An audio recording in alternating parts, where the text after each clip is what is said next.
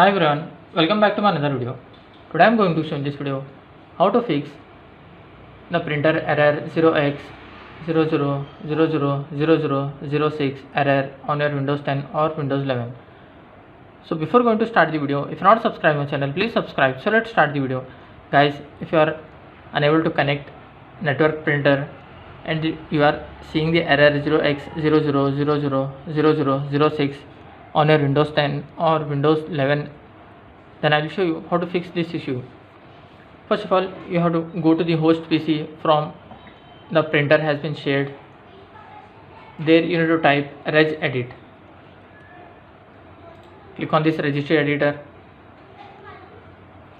Then you have to expand the HK local machine. After that, software, double click on that. After that, Microsoft, double click on that. Then Windows NT. You need to find Windows NT. Just you have to scroll down. You need to find Windows NT folder in this.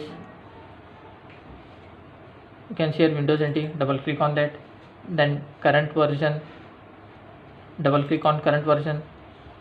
After that, you need to find print. You can see here print. Double click on print.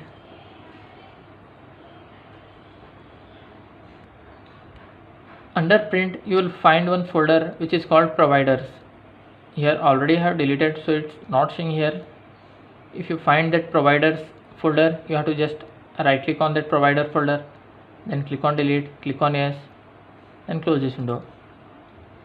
After that, what you have to do, you have to just click on this search, then type here print spooler, or sorry, not print spooler, you have to type services.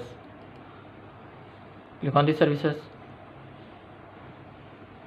In this you need to find print spooler. Just press P. Here you will find print spooler. Right click on that, then click on restart. After completion of this, just close this window and restart your PC. That's it guys. Thanks for watching. Hope you like this. Please do subscribe my channel. Thanks for watching.